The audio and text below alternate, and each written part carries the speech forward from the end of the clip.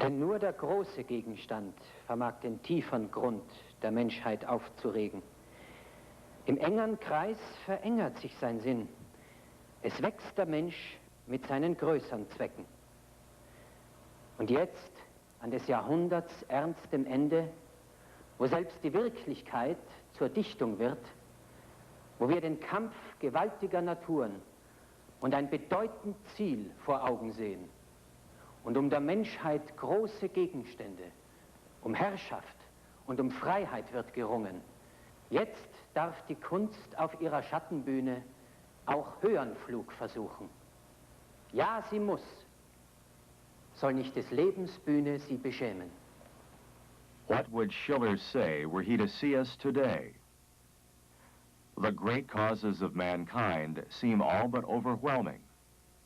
World peace and freedom hang in the balance. The less favored part of the world is threatened with extinction for lack of development. Rabid Jacobinism is raging in the southeast regions of the world. Indeed, our entire civilization appears to be in danger. Would Schiller today pass the same judgment he reached on witnessing the Jacobin terror of the French Revolution? That a great moment has found a little people. Because we must find a better answer to this question, Helga Zepp LaRouche founded the International Schiller Institute. Its members in many nations share a fundamental belief in the reason of man and in man's ability to solve even the greatest of crises. In order that those who do not know this great poet should understand why the Institute bears his name, we offer here a brief sketch of the history of his life and work. Let us hold high this extraordinary example of beautiful humanity so that we may raise ourselves upward and with a new, joyous confidence in ourselves, turn toward our great purpose. No one, to our knowledge, more perfectly embodied the humanist ideal of humanity. No one more effectively united the conception of republican freedom with the principle of poetic beauty than Friedrich Schiller. What Beethoven was for music, Schiller was for poetry. Schiller and Beethoven were the giants of the German classics, infinitely alike in their method of thought, each having established the standards by which all art must henceforth be measured.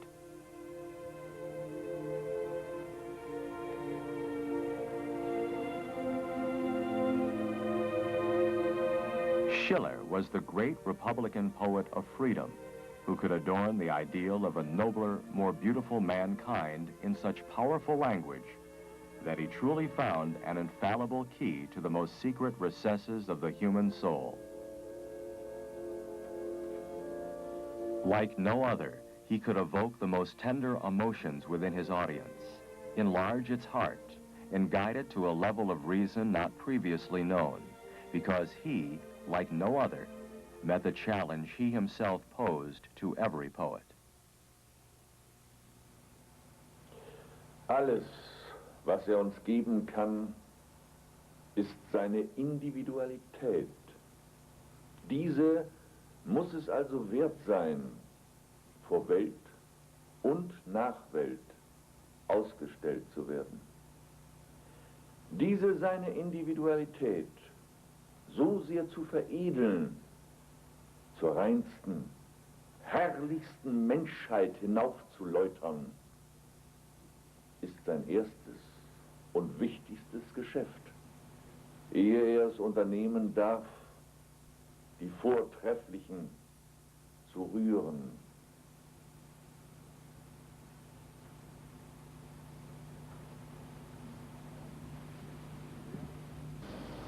Auch das Schöne muss sterben, das Menschen und Götter bezwinget, nicht die eherne Bruströtes des stygischen Zeus.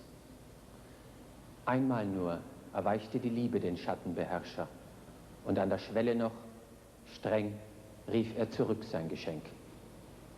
Nicht stillt Aphrodite dem schönen Knaben die Wunde, die in den zierlichen Leib grausam der Eber geritzt. Nicht errettet den göttlichen Held die unsterbliche Mutter, wann er, am skeischen Tor fallend, sein Schicksal erfüllt. Aber sie steigt aus dem Meer mit allen Töchtern des Nereus, und die Klage hebt an um den verherrlichten Sohn.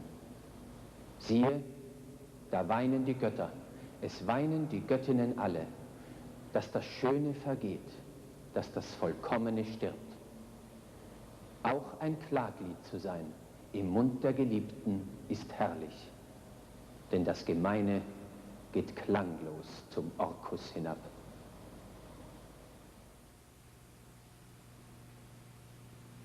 It is the boundless merit of the German population of his time that they loved Schiller as they never loved any other poet. One contemporary, Heinrich Anschutz, who later acted at the Burgtheater in Vienna, witnessed the premiere performance of The Maid of Orleans in Leipzig. In einem Freudentaumel strömte Jung und Alt nach dem Schauspielhause. Die Kräftigsten errangen sich die besten Plätze im Parterre. Da tut sich die Tür einer Loge auf und eine lange, schlanke Gestalt tritt an die Logenbrüstung. Er ist es. Schiller ist es, durchläuft es die Räume. Und wie ein Kornfeld vom Winde bewegt, wogt die Masse, um den Angebeteten zu sehen. Kaum kann man sich von dem Anblicke losreißen, um dem Vorspiel und dem ersten Akt der Tragödie zu folgen. Nun bricht das Heidenmädchen auf, um in Orleans das Siegeszeichen zu pflanzen. Der Vorhang senkt sich und ein bacchantischer Jubelruf stürmt durch das Haus: Es lebe Friedrich Schiller! Das Orchester muss mit Pauken und Trompeten sekundieren und nun erhebt sich die rührende Gestalt, um sich mit sichtbarer innerer Bewegung gegen den Zuschauerraum dankend zu verneigen. Von neuem rast der Jubel und nur das Aufrollen des Vorhangs macht dem Aufruhr ein Ende. Another eyewitness recounts what went on outside in front of the theater after the performance. Der weite Platz vor dem Schauspielhaus bis hinab zum Ranstädter Tor stand dicht gedrängt voller Menschen. Jetzt trat er heraus und im Nu war eine Gasse gebildet. Stimmen geboten, das Haupt zu entblößen. Und so ging denn der Dichter den kleinen Karl, der sich noch spät im Leben daran erinnerte, an der Hand durch die Menge seiner Bewunderer, die alle mit entblößtem Haupte dastanden, hindurch, während hinten Väter ihre Kinder in die Höhe hoben und riefen: Dieser ist es! But Schiller's jesting and playful yet exalting impact was not confined to the popular masses. It would require an entire history book to demonstrate how Schiller was probably the most critical influence on all positive subsequent developments in German history.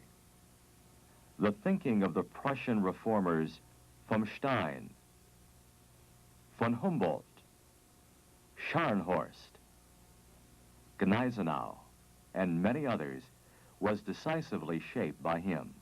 It was his ideas which inspired the wars of liberation against Napoleon. And he also influenced the best minds around the world, such as John Quincy Adams, James Fenimore Cooper, and Edgar Allan Poe, to name only a few. One must imagine the electrifying effect of a genius to comprehend Schiller's powerful impact upon his fellow men. For instance, let us hear the words of Wilhelm von Humboldt, the great humanist and creator of the world's best model of education, who lived in Schiller's company for many years and who, with Goethe, was one of the pillars of the Weimar classical period. Es gibt ein unmittelbares und volleres Wirken eines großen Geistes als durch seine Werke. Diese zeigen nur einen Teil seines Wesens. In die lebendige Erscheinung strömt es rein und vollständig über. Auf eine Art, die sich im Einzelnen nicht nachweisen lässt, welcher selbst der Gedanke nicht zu folgen vermag, wird es aufgenommen von seinen Zeitgenossen und auf die folgenden Geschlechter vererbt. Only someone who is fortunate enough to have met a truly great man sometime in his life can appreciate the impact a genius has upon his fellow men. The genius puts conceptions of greater clarity into currency, and in 1,000 uncountable ways encourages those around him, and gives a mighty impulse to the development of their own conceptual powers, so that they in turn can kindle those sparks of reason within others. Thus, the genius acts not only through his works, but also through his living influence, acts personally across generations.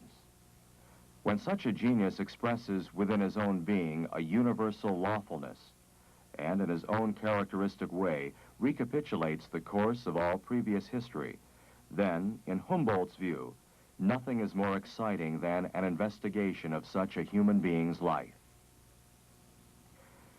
The written reports of those who had the good fortune to have met Schiller personally contain the most precious testimony of how their contact with him left such a lasting impression that in many cases it altered the course of their entire lives. Never did Germany more closely approach Schiller's ideals than at the time of the Liberation Wars. These were not merely a patriotic uprising against Napoleon's tyranny. They were the result of an enthusiastic Republican constitutional movement.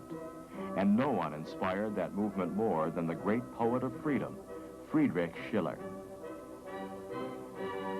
The reformers of Prussia carefully studied Schiller's history of the 30 Years' War and applied its lessons to their battles against Napoleon during the Russian campaign. Gneisenau rehearsed Wallenstein's camp with his soldiers. Countless soldiers visited Schiller's widow to receive lines torn from his poems and kept them in the pockets of their jackets near their hearts so as to strengthen them as they marched into battle.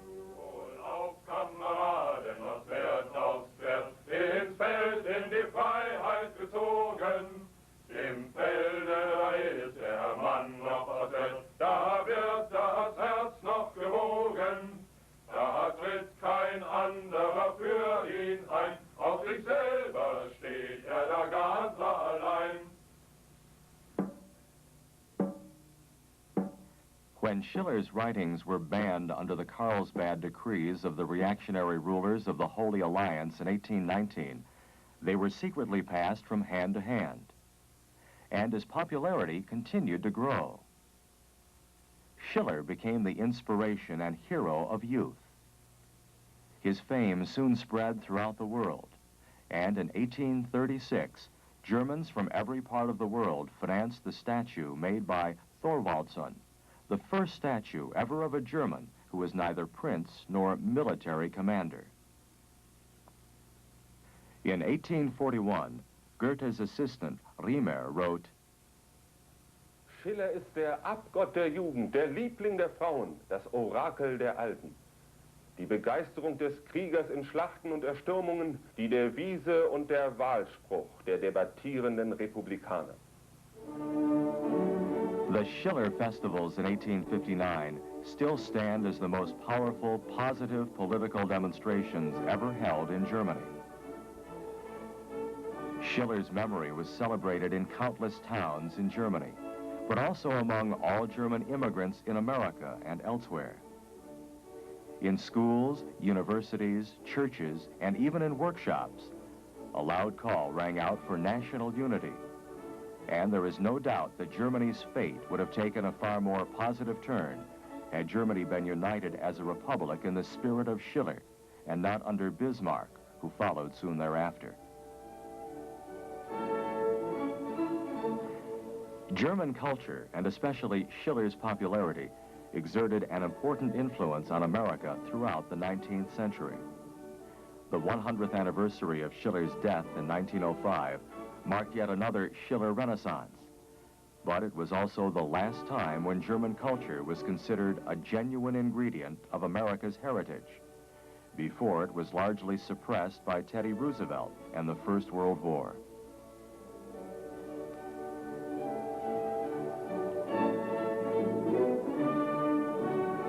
But as long as America remains separated from Schiller by ideological barriers, it will also remain separated from its own soul. For no other poet had immortalized the ideals of the American Revolution in such a grand manner as he did. The founding fathers of the American Revolution set down in the Declaration of Independence on July 4th, 1776.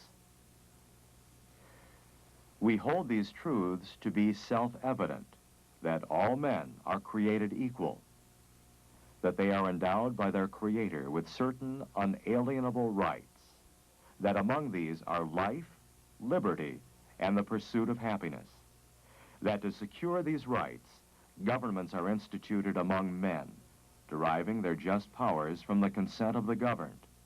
That whenever any form of government becomes destructive of these ends, it is the right of the people to alter or to abolish it, and to institute new government, laying its foundation on such principles and organizing its powers in such form as to them shall seem most likely to affect their safety and happiness.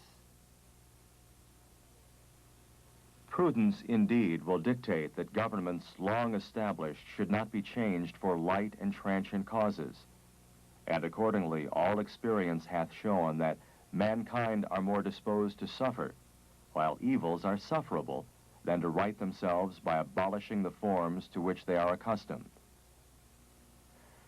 But when a long train of abuses and usurpations, pursuing invariably the same object, evinces a design to reduce them under absolute despotism, it is their right, it is their duty to throw off such government and to provide new guards for their future security. It is this magnificent formulation of a political constitution founded upon natural law that Schiller cast in dramatic form in the famous scene of the Rütli Oath in William Tell. Stauffacher exclaims, Nein, eine Grenze hat Tyrannenmacht. Wenn der Gedrückte nirgends Recht kann finden, wenn unerträglich wird die Last, greift er aufgetrosten Mutes in den Himmel und holt herunter seine ewigen Rechte, die droben hangen, unveräußerlich und unzerbrechlich, wie die Sterne selbst. Der alte Urstand der Natur kehrt wieder, wo Mensch dem Menschen gegenübersteht, zum letzten Mittel. Wenn kein anderes mehr verfangen will, ist ihm das Schwert gegeben. Der Güter Höchstes dürfen wir verteidigen gegen Gewalt. Wir stehen vor unser Land. Wir stehen vor unsere Weiber. Unsere Kinder! Wir stehen vor unsere Weiber, unsere Kinder! Friedrich Schiller was born on November 10, 1759, in Marbach on the Neckar River. He spent an extremely happy childhood there, and also later in Lorsch, and then at the Latin School in Ludwigsburg. His happiness was only interrupted when Karl Eugen, the Duke of Württemberg, moved him into the Karlsschule, the ducal military academy. Although Schiller suffered immensely at the school, where he had to stay from his 13th to his 21st year, the influences which flowed in upon him during that time became a wellspring from which his poetic genius would later explode. On the more positive side, his mind developed under the influence, still felt in the 18th century, of Leibniz, Shakespeare, and Lessing. And conspicuous among his teachers was a professor of philosophy, Friedrich Abel, who polemically challenged his students to develop into geniuses. Schiller developed a passionate aversion to the oligarchical despotism of the nobility, who brutally and thoughtlessly crushed the aspirations of their subjects, and who would carelessly squander their peasants' entire year's work if it pleased them to stage a hunt with 300 horses.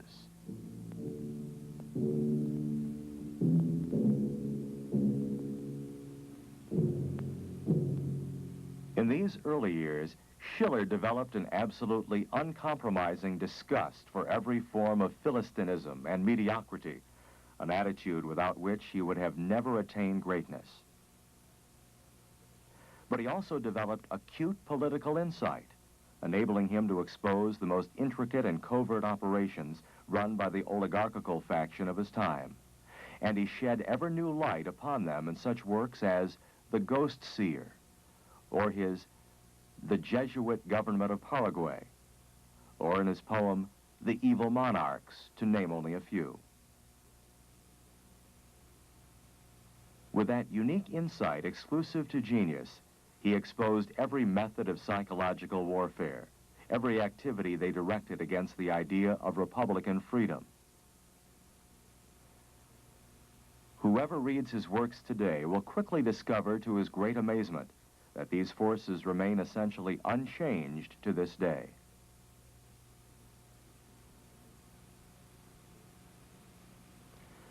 In his first drama, The Robbers, secretly written by the 20-year-old Schiller when he was still in the Karlsschule, a dramatic talent erupted that has no parallel in the German language. Schiller's fellow students, who secretly attended the first performance of The Robbers, excitedly acted out entire scenes at night in the woods. This drama established Schiller's fame throughout Germany at one stroke, and soon throughout Europe. While dramas greater than The Robbers were to follow, Schiller had already demonstrated what it was that distinguished him from all other playwrights: his ability to compose in such a gripping way that each line is born of necessity from the previous one, so that it is impossible to put down one of his dramas, no matter how many times one might have to read it, not to speak of the overwhelming effect of his dramas performed on the stage, which only a fool could possibly evade. His Serene Highness begs your ladyship's acceptance of these jewels as a nuptial present. They have just arrived from Vienna. And what did your Duke pay for these stones? They didn't cost him a penny. What? Are you mad? Nothing? Old man, you fix on me a look as though you would pierce me through. And these monstrously expensive stones cost nothing, you say? Yesterday, 7,000 of the land's children left for America. They are paying for everything. When Duke Karl Eugen forbade Schiller to write, forbade him any contact with foreign countries, and even arrested him so that Schiller must have thought he would soon share the same horrible fate as the poet Schubart, he decided to flee. His good friend, the composer and later collaborator of Beethoven, Andreas Streicher, made great sacrifices to help Schiller escape. These experiences were woven into Schiller's third drama, Cabals and Love, the first play in which he makes direct reference to the American Revolution. Not only did he put the entire duplicity and perfidy of contemporary life at court ruthlessly upon the stage, here he also attacks the sale of Hessian soldiers to the English, who were in the habit of throwing such soldiers as cannon fodder into the war against the renegade American colonies. But even the English could not prevent some of those soldiers from deserting to the side of the young American Republic.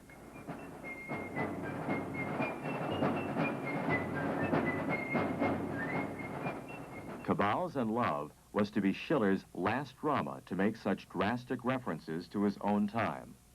The play was immediately forbidden after its premiere performance, and a flood of letters attacking the poet flew back and forth between the authorities. From the Prussian to the Bavarian court, the word was that this dangerous subject would have to be neutralized and prevented from obtaining any employment. To escape censorship, Schiller never wrote another drama dealing with his own time. Instead, he used the trick of shifting the great affairs of the present to earlier historical times. But all of his many subsequent works, ranging from dramas, poems, historical to theoretical works, were still born by the great idea of political freedom, and they all mirrored the ideals successfully realized in the American Revolution, ideals that united all of Europe's ardent patriots. After Schiller had escaped from his personal difficulties with the aid of Christian Gottfried Kerner in Leipzig, whose house was a gathering place for Republican networks, he was filled with optimism about the future of mankind. It was in Kerner's house that Schiller composed the world-famous lines, Freude, schöner Götterfunken, Tochter aus Elysium, Wir betreten feuertrunken himmlische, dein Heiligtum. Deine Zauber binden wieder, was die Mode streng geteilt. Alle Menschen werden Brüder, wo dein sanfter Flügel weilt. For 30 years, Beethoven had been ruminating over the idea of creating a composition of this poem. In his view, it was a relatively simple matter to compose music to poems like those of Goethe. But Schiller's poetry was already of such high quality that he would be hard put to add to them through music. Finally, he wrote down his choral fantasy, which can be rightfully described as an homage to Schiller. Accept then, ye beautiful souls, these gifts of glorious art. And at long last, with his Ninth Symphony, he created one of the most powerful compositions of all time.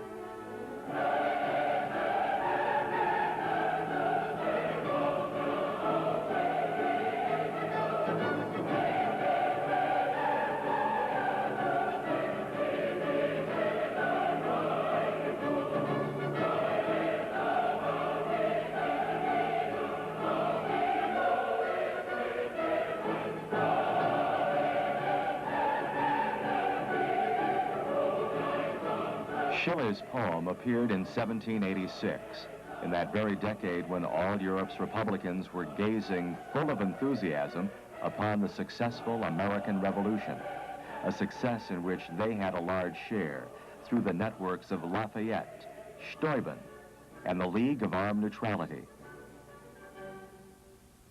The American Revolution had really been their joint project to establish for the first time a free republic in the New World.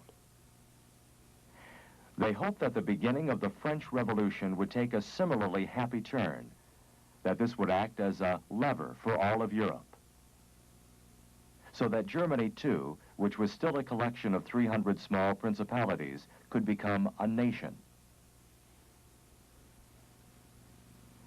In his letters on Don Carlos, Schiller describes discussions on this perspective as the favorite topic of the decade, the establishment of a new nation, wherein the utmost flourishing of the state would coincide with a maximum development of the individual.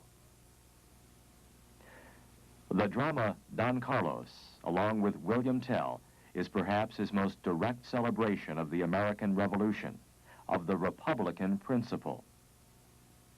Even though the scene of Don Carlos is shifted to the court of Philip II of Spain, when the Marquis of Posa takes up the cause of justice for the province of Flanders, this emissary of mankind speaks, in ideal form, the words which also move the founding fathers. When Philip hears the Marquis refuse to become a servant of princes, and the king attempts to force him into his service, the Marquis seizes the opportunity to hurl the truth directly at the most powerful monarch of his time. Ja, beim Allmächtigen. Ja. Ja, ich wiederhole es. Geben Sie, was Sie uns nahmen, wieder. Lassen Sie großmütig, wieder Starke, Menschenglück aus Ihrem Füllhorn strömen, Geister reifen in Ihrem Weltgebäude. Geben Sie, was Sie uns nahmen, wieder. Werden Sie von Millionen Königen ein König. Oh, könnte die Beredsamkeit von allen den Tausenden, die dieser großen Stunde teilhaftig sind, auf meinen Lippen schweben, den Strahl, den ich in diesen Augen merke, zur Flamme zu erheben. Geben Sie die unnatürliche Vergötterung auf, die uns vernichtet. Werden Sie uns Muster des Ewigen und Wahren. Niemals, niemals besaß ein Sterblicher so viel, so göttlich, es zu gebrauchen. Alle Könige Europens huldigen dem spanischen Namen. Gehen Sie Europens Königen voran, ein Federzug von dieser Hand, und neu erschaffen wird die Erde. Geben Sie Gedankenfreiheit. Yet Schiller's dramas are far more than a celebration. They are really strategic studies containing universal truths, revealing the mistakes that Republicans simply must not make if victory is to be theirs. In the case of the Marquis of Posa, for example, his mistake is flight forward. Embroiled in a complicated plot, the Marquis flees forward, First, to save the prince, Don Carlos, by sacrificing himself, but also, as Schiller points out, so that by sacrificing himself, he can remain pure. But by doing so, the Marquis has lost precisely what had to be won, freedom for Flanders. Time and again, Schiller's dramas demonstrate how a man's duty lies above his own personal inclinations, how he must be both a patriot and a world citizen, which can never imply a contradiction, for the true interest of any one nation can never be at odds with the interests of the world as a whole. Schiller's dramatic method is at the same time a method of education to reason, not didactically, with a raised moralizing finger, but rather by forcibly confronting the individuals on the stage with the great cause of mankind, which elevates men even as it crushes them. In his prologue to The Bride of Messina, Schiller remarks that Die wahre Kunst aber hat es nicht bloß auf ein vorübergehendes Spiel abgesehen, es ist ihr Ernst damit, den Menschen nicht bloß in einen augenblicklichen Traum von Freiheit zu versetzen, sondern ihn wirklich frei zu machen. Und dies dadurch, dass sie eine Kraft in ihm erweckt, übt und ausbildet, die sinnliche Welt, die sonst nur als ein roher Stoff auf uns lastet, als eine blinde Macht auf uns drückt, in eine objektive Ferne zu rücken, in ein freies Werk unseres Geistes zu verwandeln und das Materielle durch Ideen zu beherrschen. In another place, Schiller says, Die Schaubühne ist der gemeinschaftliche Kanal, in welchem von dem denkenden, besseren Teil des Volkes das Licht der Weisheit herunterströmt und von da aus in milderen Strahlen durch den ganzen Staat sich verbreitet. Richtigere Begriffe, geläuterte Grundsätze, reinere Gefühle fließen von hier aus durch alle Adern des Volkes. Der Nabel der Barbarei, des finsteren Aberglaubens schwindet.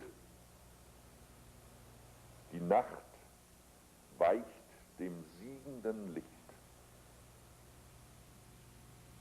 Schiller was not only the greatest German dramatist, he also developed a philosophy of history that has not been surpassed to this day in its high principles and its truth of insight.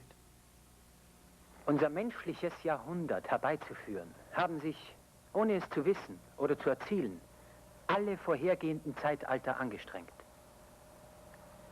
Unser sind alle Schätze, welche Fleiß und Genie, Vernunft und Erfahrung im langen Alter der Welt endlich heimgebracht haben. Aus der Geschichte erst werden Sie lernen, einen Wert auf die Güter zu legen, denen Gewohnheit und unangefochtener Besitz so gern unsere Dankbarkeit rauben. Kostbare, teure Güter, an denen das Blut der Besten und Edelsten klebt, die durch die schwere Arbeit so vieler Generationen haben errungen werden müssen. Und welcher unter ihnen, bei dem sich ein heller Geist mit einem empfindenden Herzen gattet, könnte dieser hohen Verpflichtung eingedenk sein, ohne dass sich ein stiller Wunsch in ihm regt, an das kommende Geschlecht die Schuld zu entrichten, die er dem Vergangenen nicht mehr abtragen kann. Ein edles Verlangen muss in uns entglühen, zu dem reichen Vermächtnis von Wahrheit, Sittlichkeit und Freiheit, das wir von der Vorwelt übernahmen und reich vermehrt an die Folgewelt wieder abgeben müssen, auch aus unseren Mitteln einen Beitrag zu legen und an dieser unvergänglichen Kette, die durch alle Menschengeschlechter sich windet, unser fliehendes Dasein zu befestigen. Wie verschieden auch die Bestimmung sei, die in der bürgerlichen Gesellschaft sie erwartet.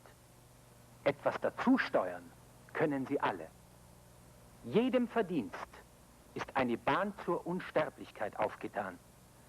zu der wahren Unsterblichkeit meine ich, wo die Tat lebt und weitereilt, wenn auch der Name ihres Urhebers hinter ihr zurückbleiben sollte. In the same year of 1789, when Schiller delivered that inaugural address as professor of history in Jena, he also composed a poem called The Artists, a hymn to the reason of man. Wie schön, o Mensch, mit deinem Palmenzweige, stehst du an des Jahrhunderts Neige, in edler, stolzer Männlichkeit. Mit aufgeschlossenem Sinn, mit Geistesfülle, voll milden Ernsts, in tatenreicher Stille, der reifste Sohn der Zeit. Frei durch Vernunft, stark durch Gesetze, durch Sanftmut groß und reich durch Schätze, die lange Zeit dein Busen dir verschwieg. Herr der Natur, die deine Fesseln liebet, die deine Kraft in 1000 Kämpfen übet und prangend unter dir aus der Verwilderung stieg. When Schiller wrote those lines, he was still firmly convinced that mankind stood on the threshold of the age of reason. But as the Jacobin terror began to crush the hopes offered by the French Revolution, he increasingly vented his horror at that scene of barbarity. And so Schiller, who had just composed the lines, "How beautifully, O man, with your branch of palm, you stand on the century's slope," later reflected upon the Paris massacre in The Sons of the Bell. Yet the most terrifying of terrors is man in his folly. The outcome of the French Revolution occasioned Schiller to make his famous remark that a great moment has found a little people. Since for the moment there was no hope of establishing a political order in Europe based on the principles of reason and freedom, Schiller turned his attention to the question of how this little people could now be educated. His aesthetic letters deal with this issue and proceed from the thesis that any improvement in political affairs can only result from an improvement in the character of individuals. Many other invaluable works, such as On Grace and Dignity, deal with the same subject. Schiller attributes the most decisive role to art itself. Art can never be a mere ornament or a passing mood. It must be the expression of a higher lawfulness and of freedom at the same time. But how can the artist predetermine the effect of a work of art upon his audience without himself violating that principle of freedom? Schiller's challenge to artists is the greatest one conceivable. The poet must have extinguished the individual within himself and have elevated himself to his species' character. Only thus is he capable of formulating a universal truth which can win the reader to a higher order of thought. This period of the early 1790s also saw Schiller's reckoning with the work of Immanuel Kant, whose categorical imperative required that man must do his duty should any contradiction between necessity and inclination arise.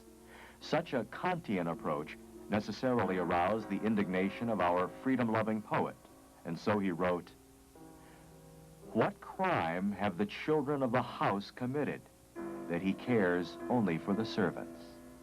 Schiller counterposed the Kantian fulfillment of duty to the idea of the beautiful soul, an emotional condition in which reason and sensuousness, duty and inclination coincide. We call a soul beautiful when its moral sense of all human experience has become so steadfast that it can confidently let its emotions serve to guide its own will, without any risk of coming into contradiction with its own decisions. The individual actions of the beautiful soul are therefore not moral in themselves, but rather are so by virtue of its entire nature. No single one of its actions can be counted as a specific merit, since the mere satisfaction of an impulse could never be called meritorious. The beautiful soul possesses no other merit than its own existence. It performs humanity's most odious duties with the ease of someone acting out of pure instinct, and the most heroic sacrifices it extracts from its natural impulse, appear to the observer as the mere free play of that impulse. Hence, the beautiful soul is never cognizant of the beauty of its own acts. It no longer occurs to it that one could act and feel otherwise. There were so much more, infinitely more to quote from Schiller, so much more to say about him.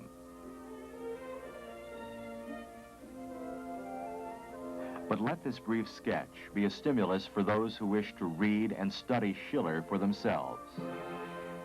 Just as Schiller set forth a program for his own era to elevate endangered and ruined humanity through classical art, by reaching back to the heritage of the Greeks, today we too must link up with the ideal of mankind set forth in the Weimar classics in order to unfold anew the whole of human nature with Schiller's method.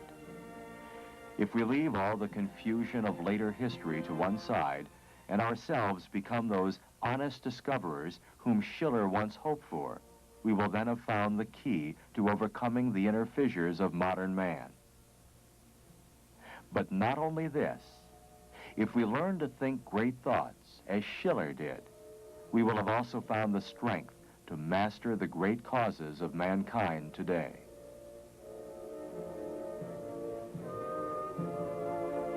Great is he who overcomes the terrifying.